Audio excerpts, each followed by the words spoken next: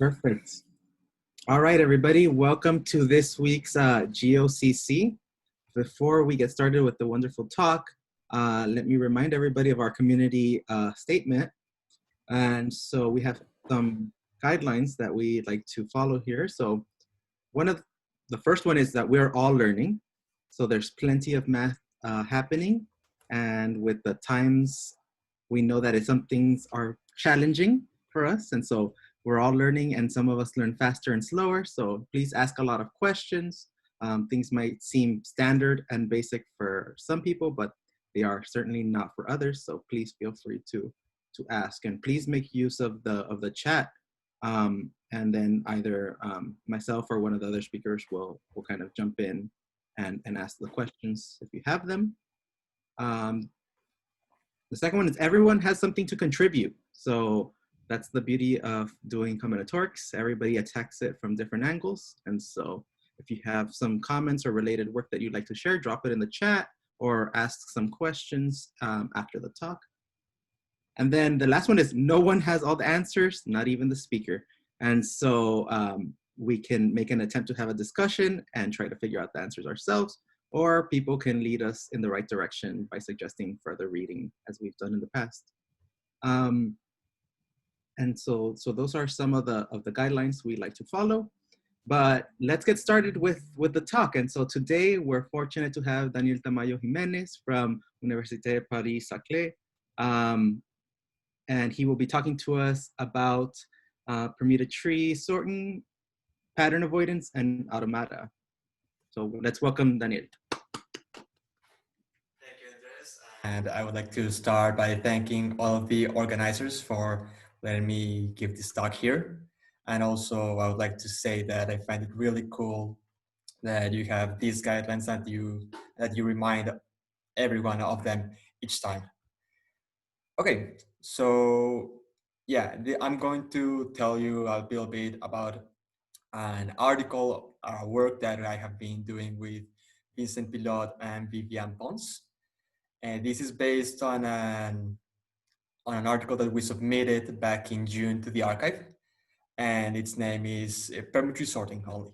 I added the words pattern avoidance and automata here, just to give some flavor about what's going behind the scenes. And okay, the outline of the talk will be basically start by giving some information and some motivation about what sorting is, why it's important, where does it come from. Afterwards, I'll tell you a bit about congruences and certain orientations of some graphs that will help us. But the main part of the talk will be based around automata and certain algorithms we have created on this automata. And last but not least, I'll end up by telling you a bit about what C-sorting is, or Coxeter sorting, and how it is related to all of this story in the end. Okay, so let us begin by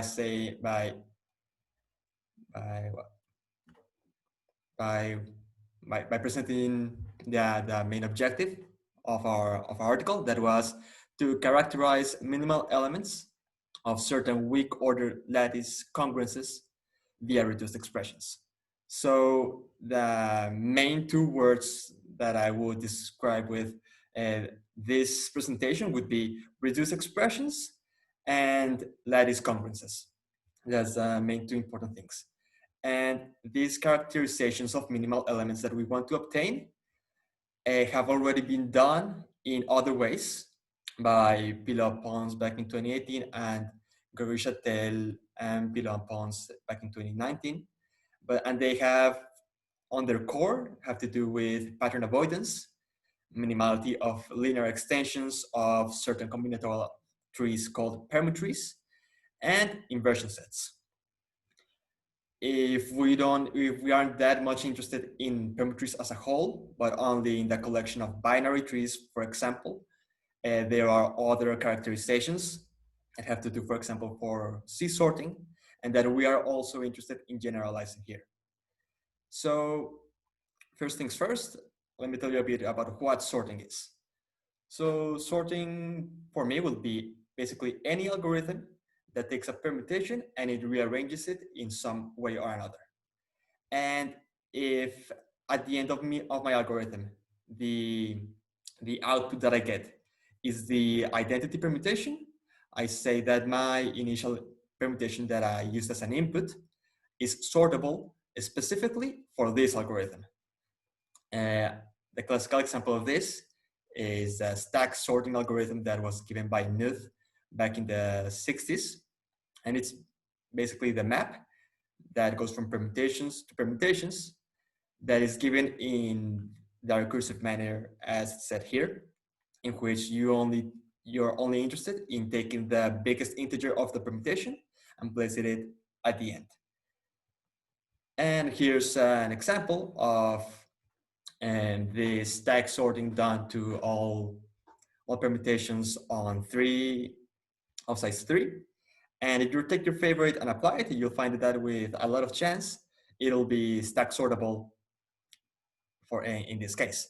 And all of them except the permutation 2, 3, 1, which gets sorted into 2, 1, 3.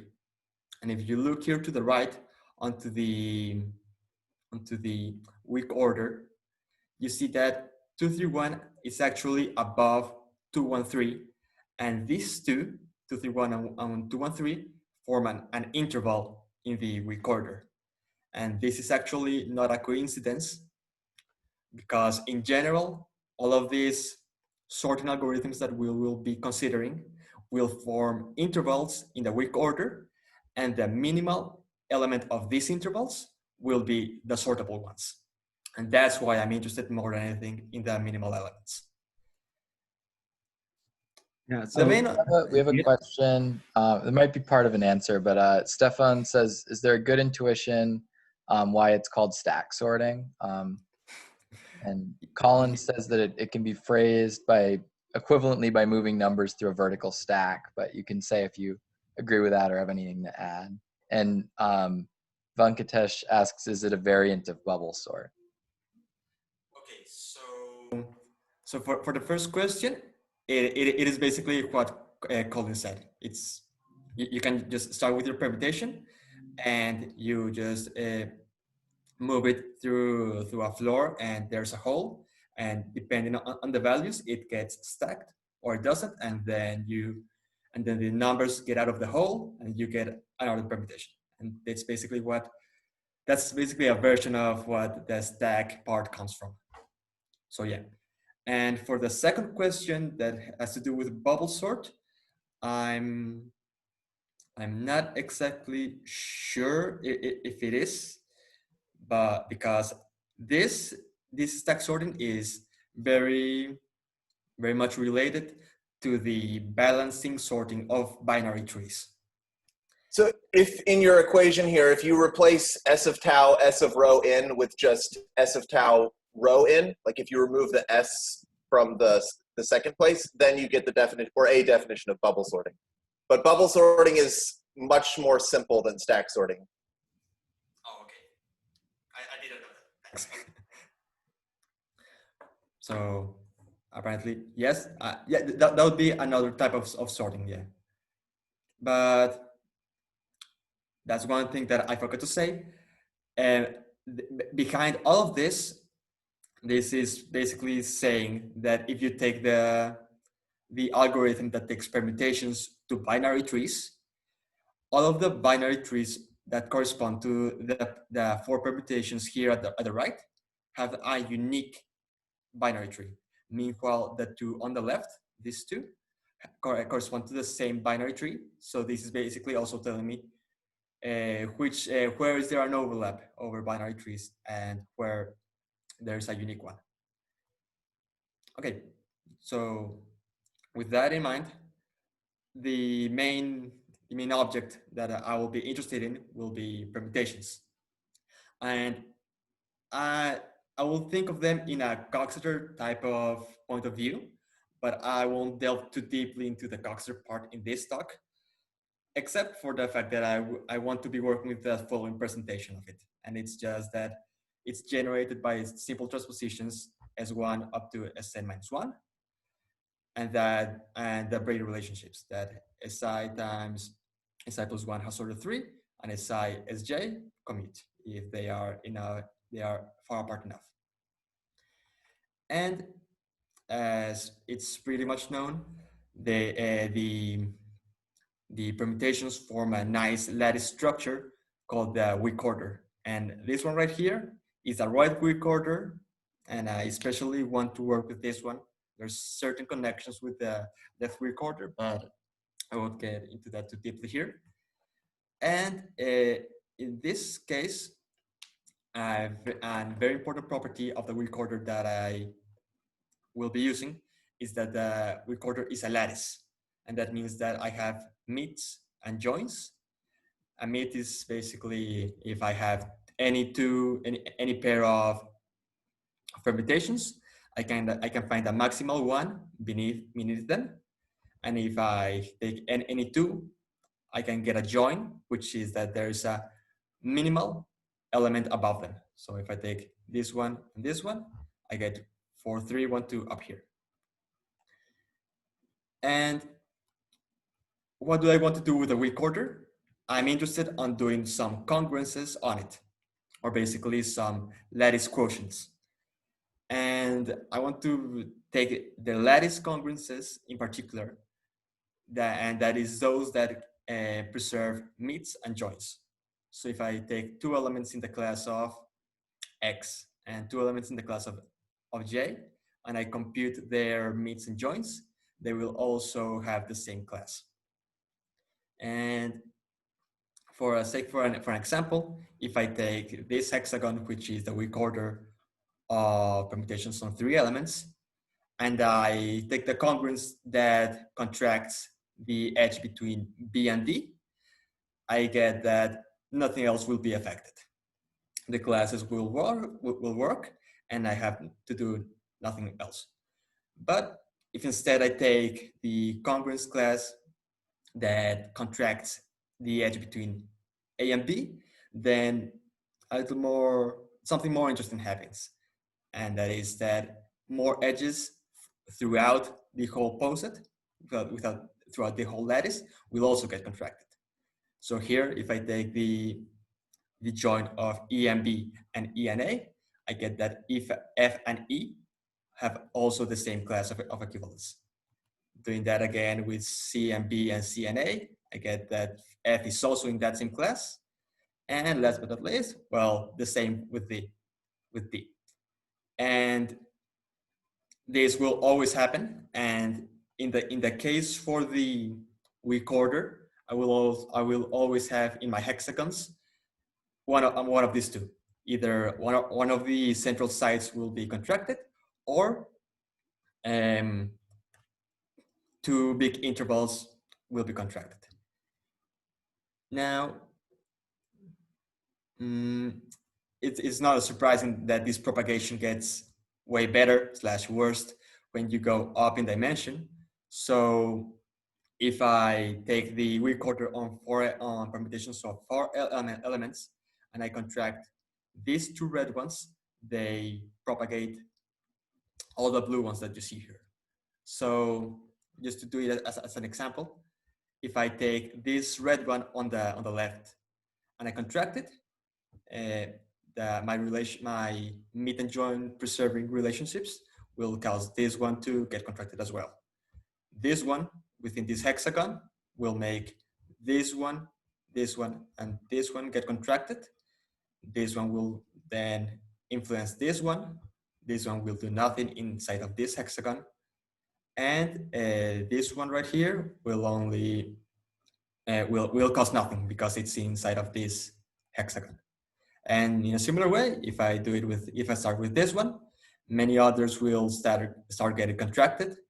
And another way to phrase the resulting structure is that it is the finest lattice congruence that contains the congruence that I have at the bottom.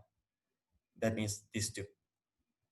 And well, why am I so interested in particular with these congruences? Is because these ones will give an equivalent definition of what permutrees are. So what I mean by that is that I will only consider congruences that stem from contracting one or several of these red edges. And for example, in this case, if we take all of the possible contractions, we get something that is combinatorially equivalent to the Boolean lattice, or if you're thinking it from a polytope perspective, a cube. And what's a nice ways, well, half of the nice way to see it, just it will be just to see that there are a total of 8 intervals inside of this lattice. So there's the bottom, there's the top, there's these two on the right, these two on the left, and in the middle there are these ones that have like a cycle and something stemming out of them, and those are a total of 8 equivalence classes, and you can just see that all of them just form squares between themselves. And since I'm basically only considering what's happening on this second level of these red edges, I can actually get a link between these contractions and the Coxeter graph of the permutations. So here I won't be talking about type A, type B, so I will just call it the permutations as S of n. And this is the Coxeter graph of the permutations. It's just a straight line that goes from 1 up till n-1. And the way in which I can relate my contractions with orientations of this Coxeter graph is the following. If I am in the hexagon described by the reflections S1 and S2 that correspond to these with these two nodes, I say that this edge is oriented towards the right. If instead I had that question from Mark, what makes the red edges special as opposed to other contractions in the same rank? Okay, so in the same rank will be these ones, and the only other edges at that rank will be the ones that correspond to commutations, and those in this case, well, I haven't seen anyone study anything of them or any particular combinatorics stemming out of them, so that's why we are like leaving them out. But maybe there's something in there that we just don't know. Like for this talk, I'm just interested in these ones because these ones give me this Permutree definition. But for the other ones, I have no definitive answer.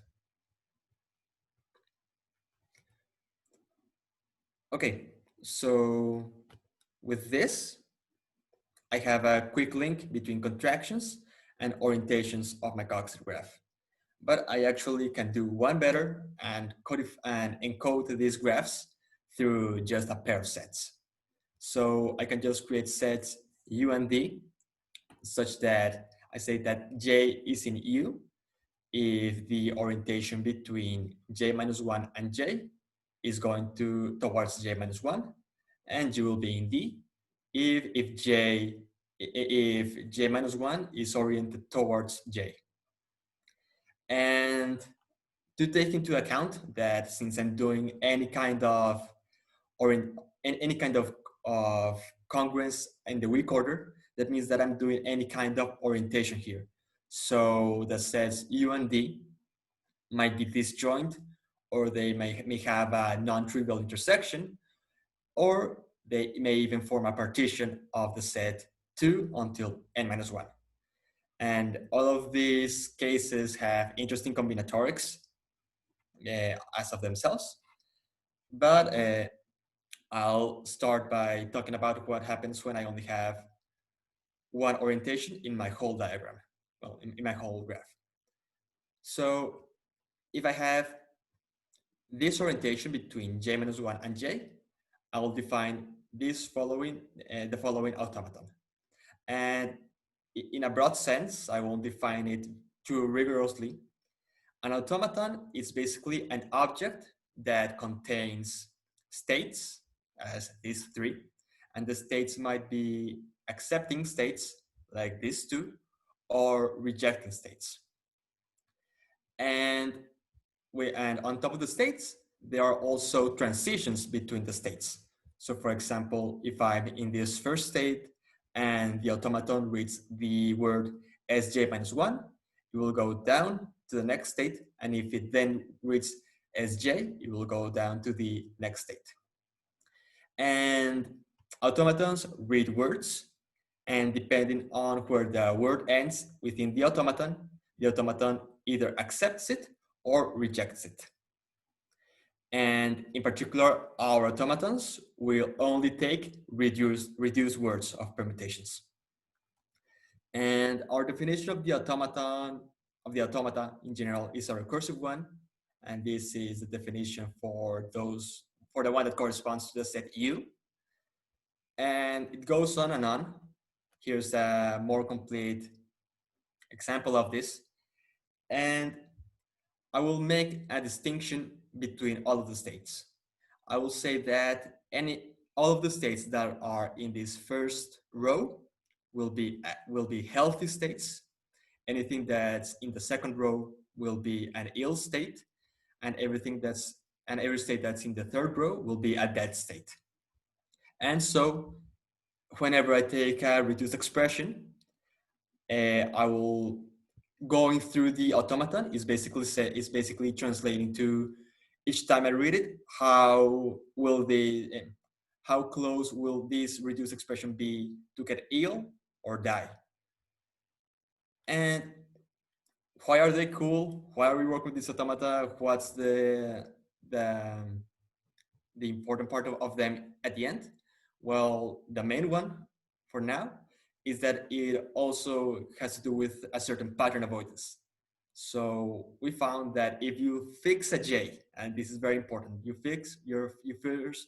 first fix a j between 2 and n minus 1, then it's equivalent that there is a reduced expression of a permutation accepted by the automaton uj, to the fact that that permutation pi avoids the pattern jki. So a quick example of this is, well, this is the automaton u of 2, and take the permutation 4213.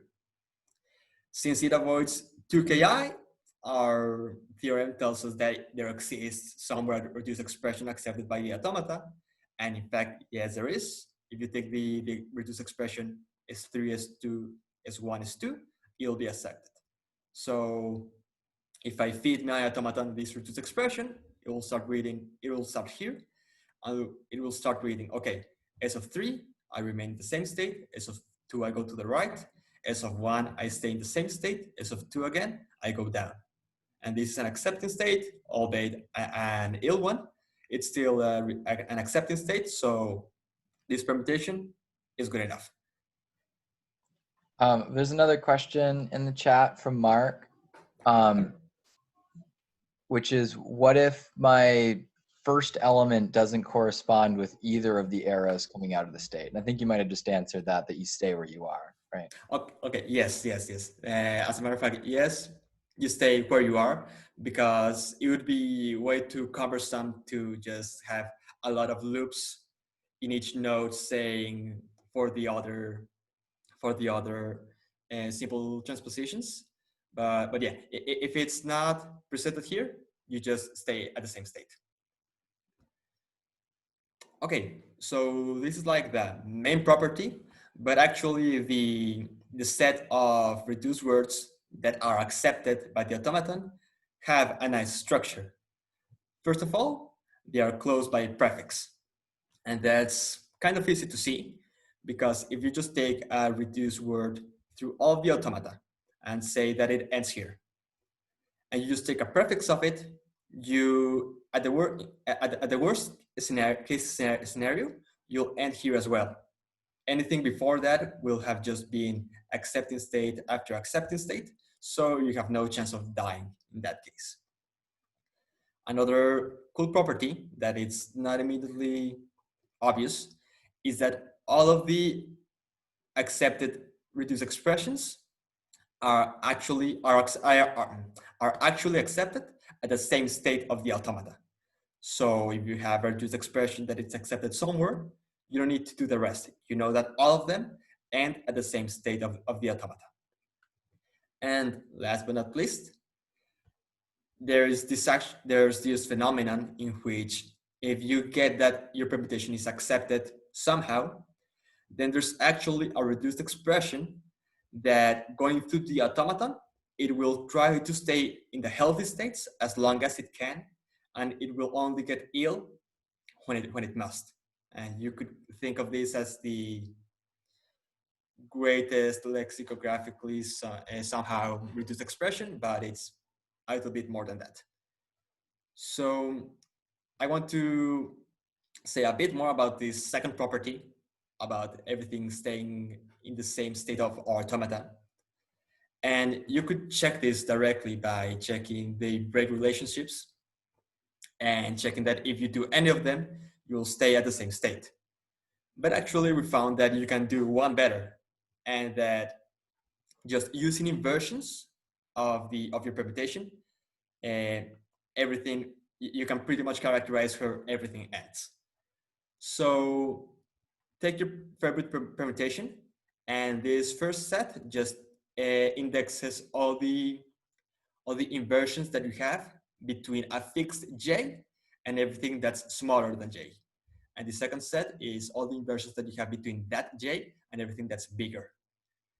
If your permutation doesn't have any inversions with anything smaller than j, then you have that all of the reduced expressions and at the same healthy state. If instead you have that your permutation contains no inversions between j and something bigger than j, then all of the reduced expressions end at the same state, which may be healthy, ill, or dead. And that basically depends on a case-on-case basis. And last but not least, if your permutation has some inversions between j and something smaller and between j and something bigger, then all of the reduced expressions that are accepted and at the same state, but it will be an ill state. So that gives us a good characterization. And this actually, in turn, gives us this structure within the weak order. And this is some sort of like a tree-like structure, because if you don't take into account these squares that are basically the commutations, you can always find that if you start from the identity, you can get through a straight path to any of the other permutations in the weak order that are also accepted by these automata. So in this case, all the blue ones are the accepted ones, and you can just follow the path, and this path will be accepted by the automata. So for example, if I have 3, 4, 2, 1, I can follow the word expressed by this path in here, and it will lead me to an accepted state. And that on that part. But there's also something interesting about this last part of that I can stay in the health states as much as I can, and then get ill only when I need to. And that is that you can actually give an algorithm, an explicit algorithm that you can input into Sage with reduced words to check for this property of being accepted or not. And it is the following. It is a bit cumbersome, but it's pretty simple in the end. It just takes as an input a permutation and a fixed j in this set, and it will output a reduced word that is accepted by j, but it will be a candidate reduced expression for our permutation. And the algorithm, as it works, it just starts with the empty permutation. This part is saying that I'm trying to stay in the healthy states as much as I can by just checking this descents between consecutive integers that are not j minus 1. And this is the catch, that in the background of this, I'm always taking into account where in my permutation is j. And if I have any such descent, I just multiply by the left by my simple reflection, and I take it into account with my reduced expression. And once I cannot no longer stay healthy, I have this case that I have a descent between j minus 1 and j, and then I get ill, I cannot do anything else, I give up, and I return the reduced expression that I have. And this algorithm is the one that we call UD Permutree sorting. In this case, since it's only one orientation, it's J empty Permutree sorting. So that's pretty cumbersome. So I think it's better done with an example. In this case, if you start with the permutation 3421 that I said before, we'll show that this algorithm actually gives us this explicit road in the weak order. So I start with my permutation, the empty word, and I start with my j equals to 2, which is the one that I'm interested in, and I start checking for descents. So I cannot do a descent between 1 or 2. That's the ill one that I want to avoid as much as I can. So the next one is 2. I have a descent between 3 and 2. I do. So I apply S2 on the left to pi, so I get this one. I apply S2 on the right here, so I get S2. And since I had to do since I had to check for the L that it's equal exactly to 2, I have to go up 1 here. And I do exactly the same thing. I check for descents that are different than between 2 and 3 here. I do it, and I find that there's one between 1 and 2. I do it here, multiply by the left, multiply by the right, go on. There's a descent between 4 and 3, multiply by the left, multiply by the right. I go up, and so on and so forth. And in this case, I managed to stay alive and in healthy states all throughout the automata in the background, and I ended up at the identity permutation. So this is basically telling me that 3421 is a sortable permutation with this sorting algorithm, and this reduced word is actually accepted by the automaton U of 2. Now, where can things go wrong? For example, here, 4231 wasn't one of the ones that were accepted. And if you try and do the algorithm once again, you start doing it, you start finding the descents that are different from 1 to 2, and you start applying reflections on the left and the right all throughout until you get here. So in this part, I have that my j is 3, and the only descent missing that I can take is the one between 3 and 2. And in this case, well, I do it, I multiply on the left and the right, but I got ill, so I cannot do anything else. I stop here, and well, the algorithm stopped here. That is not the identity, so it's not sortable, and the ending result in a reduced word is actually not accepted. So that's what's going on behind. So I think this is a good place to ask if there's any question or if someone would like me to repeat some part.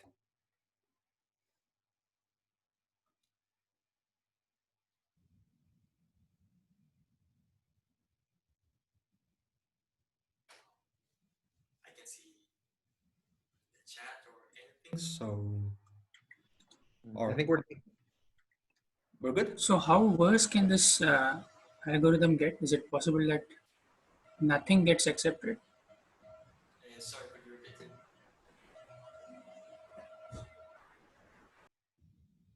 Sorry, Venkatesh, can you repeat your question? Oh yeah. So How worse could this algorithm be? Is it possible that no input gets accepted, or a constant fraction of all inputs always gets accepted? Something like that. It's possible that no input will get accepted. Yeah, yes. So, well, if by input, wait, no, if by input you mean a permutation, the answer is no, because we build our automatas in such a way that there will always be something accepted, at least these ones. But if you're talking about reduced expressions, then then then yes, there are certain permutations that all of the reduced expressions will always fail and will always get rejected. So that's something that might happen.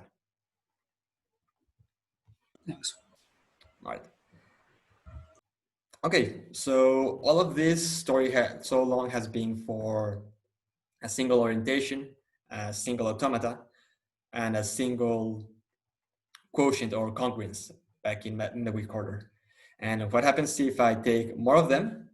Well, multiple orientations mean multiple congruences. Multiple congruence leads to a bigger set, and this leads to multiple automata. And in automata theory, if I want to get something that is accepted by several of them, I actually have to take something called the intersection of the automata.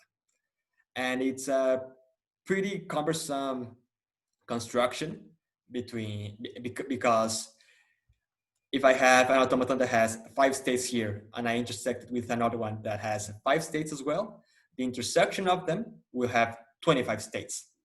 So that's the multiplication, and that can get very big very fast. But here, for presentations purposes, I'm just showing like a reduced version of it, that it's equivalent actually to the intersection. And we will call this the automaton P, that takes 3 and 2. These are just the U and D. And the transitions that I'm showing here, the red ones, indicate that I'm staying in the same kind of state in the first automata. So if I do S3, in this one, I stay in the same kind of state. Now, I'm moving in this state, but in this one, I'm not moving at all. I'm staying in the same state. Meanwhile, if I do S1, I move in the second state. I move in the second automata, but in the first automata, I stay in the same one. But if instead I do S2, since both of them have S2 as a transition, then both of them get updated, and I color it purple. And the pattern that gets formed inside of the weak order still keeps on being a tree-like structure like this. It will accept less permutations, but it will always kind of be this sort of tree stemming out from the identity. So, and the same thing applies as before. If you just take any walk in this tree and you apply the reduced expression into the automata, everything will be accepted. Well, the ones that you take in this tree. And in this case, for the intersection of automata, the healthy states signify that in all of the automata that I'm intersecting, all of them are in a healthy state. If I get to an ill state, it means that in one of them, any of them, I got to an ill state, but no dead ones. And if I get to this state, it means that in any state, I got that in any automata, I got somewhere to a dead state. And with this permutation, with this automata, we can actually define also an algorithm for the intersection, and it's the following one. This one is a little bit more cumbersome than the one before, and it has some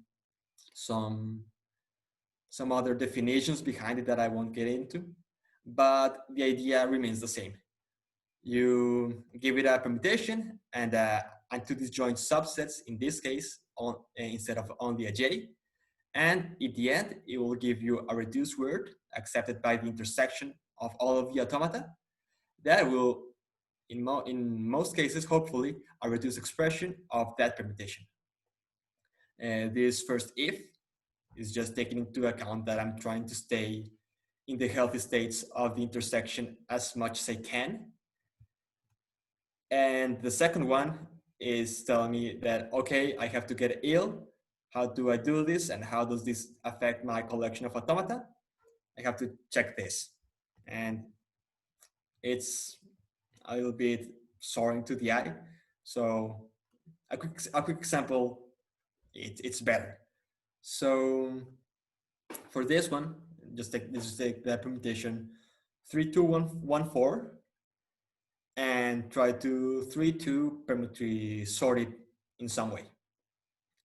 So in this case, the only thing that is new here, well, between parentheses, is this K. And this K means that if my L is inside some of these of these sets, I have to check that the permutation keeps this set K as a fixed point.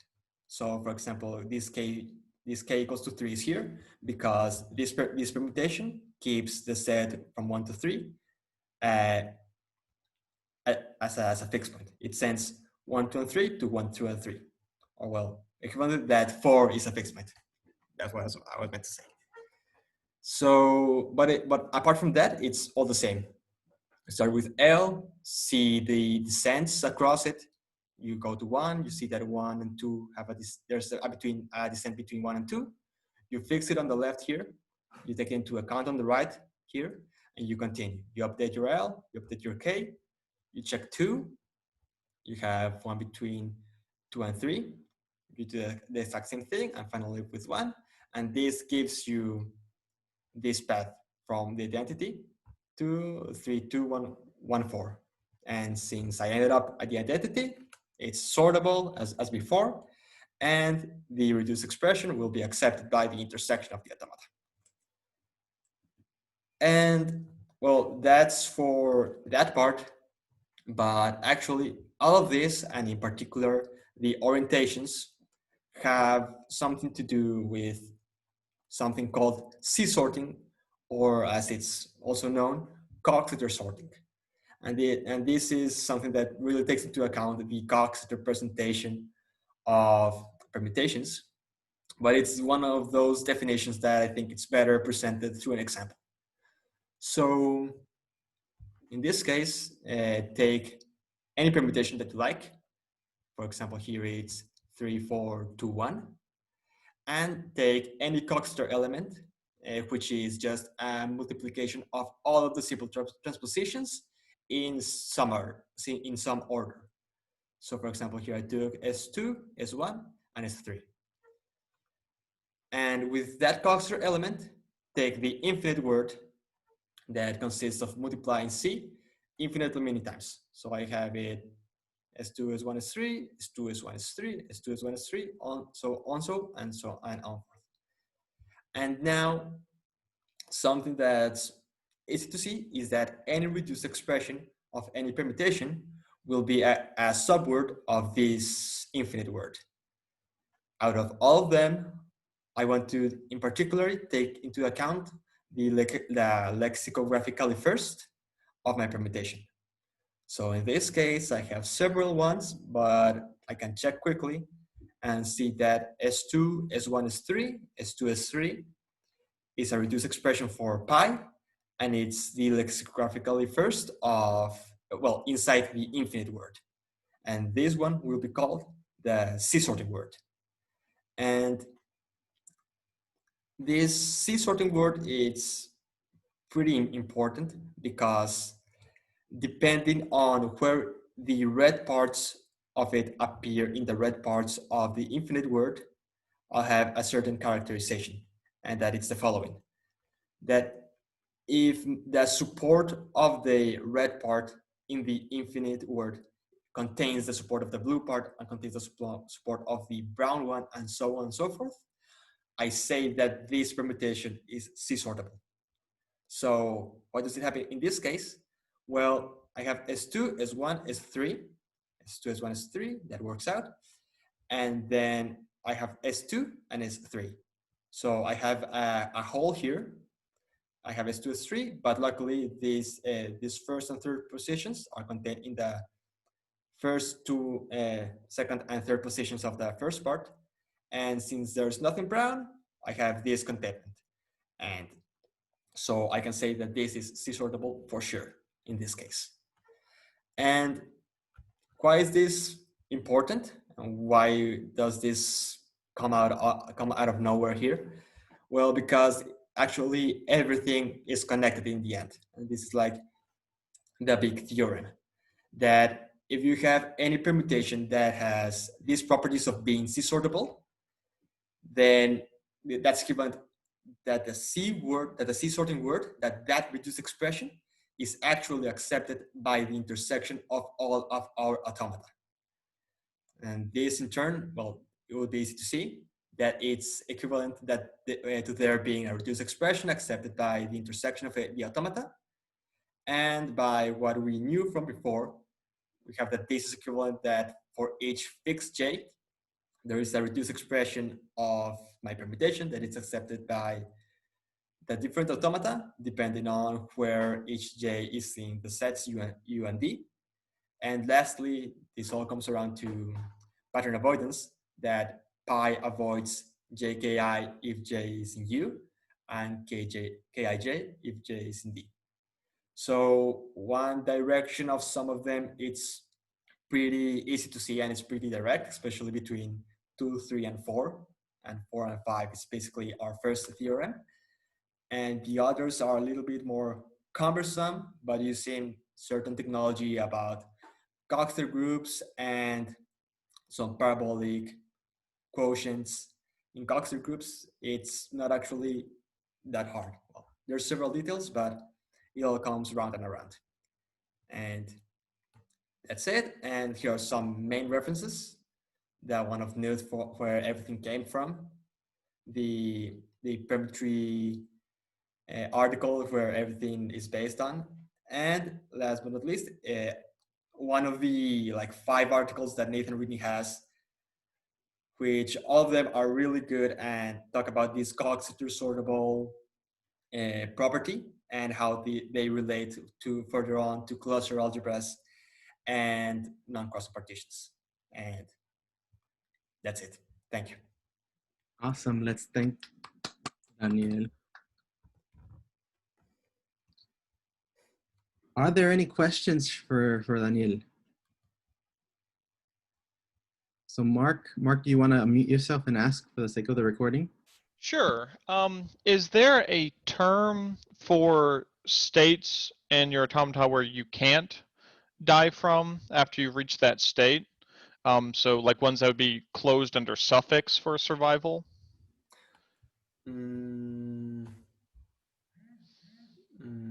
So you mean? Because in that second example you gave us of the combined, at the intersection. This one? Yeah, like here at the one on the far right, no matter what elements you have after you've reached that state, you're never going to get to a death state. Yeah. So no, wait. I think I have an answer, but could you repeat your question? Yes. Is there a term for these states in the automata where there's no way to die after you've reached that state? Yes, there actually is. Mm-hmm. And that's basically the end of the automata. If you get to the end, if you just follow all the states up until the last one, Mm-hmm. then it doesn't matter what you do, you're safe. You'll never die. Okay. Okay, thank you. Are there any other questions? Yes, Daniel, could you remind me in the last theorem what is U sub C and D sub C? So have you get those sets out of the Coxeter element? Okay, so that was actually a typo for which I guess I'm glad that I didn't take it out. And okay, so first of all, the Coxeter element is just the multiplication of all of these, all of the simple transpositions. So if I have this product, I can check between Sj and Sj minus 1, which one of them is before which. So if Sj, where is it? Yeah, so if Sj minus 1 is before Sj, I can, well, at the level of orientations, it means that I have this orientation. If I have Sj before Sj minus 1, it amounts to having this orientation. And then if you just take to the set part, you can construct U of C and D of C. And yeah, that's also linked with the order in which the simple reflections appear is basically telling me which contractions I'm taking care of. So if I have S1, S2, I already know which edge of the weak order I'm contracting. Okay, thank you. Are there any other questions? I have kind of just a general question. Is any of this Permutree and like pattern avoiding things related to pattern avoiding polytopes that are, were defined by, I think, Rob Davis and Bruce Sagan? Yes, yeah. I do know them. I did my undergrad thesis on that actually, but no, I'm not sure exactly, because, well, on one part, the polytope side of the story of this, it's that I'm just is that if you take the permutahedron and you do this of contracting certain edges, it amounts to deleting certain facets, and you obtain this family of removahedron, or well, quotientopes, that are the ones that Pilo and Santos defined. But I'm not sure, and I don't think that they would be linked directly to the ones of pattern avoidance. There's a suggestion by Emily maybe that the volume of their polytope seems to be related to the C-sortable stuff. Okay. I don't know if Emily wants to like say something to make it more clear. I'm not sure about the exact statement, but in the paper, they computed this volume, and the number seems to be counting like either the number of chains or like the number of something in the C Cambrian lattice. Mm-hmm. Oh, okay. Okay. So yeah, I didn't know that part. Cool. Something to think about. All right. Before we thank Daniel one more time, let me make two announcements. The first one is that tomorrow from 4 to 5 p.m. Eastern time, we'll have a panel discussion on the academic job search. And I believe we're still using this, the same Zoom link. We'll have Sunita Chapuri, who is a postdoc at the University of Michigan, Chris Ear, who's a NSF postdoc at Stanford, Bennett Gogner, who got a postdoc at the University of Washington, and Julie Vega, who got a tenure track assistant professor position at Kennesaw State, and they'll be talking to us about the the academic job search. So if that interests you, please join us from 4 to 5 tomorrow. And then the second announcement is, again, just an invitation to next week's GOCC. And so next week we'll have Jose Bastidas from Cornell University. and he'll be talking to us about the polytope algebra of generalized permutahedra. So, so please welcome, you're welcome to join us next week. But with that, let's thank Daniel one more time.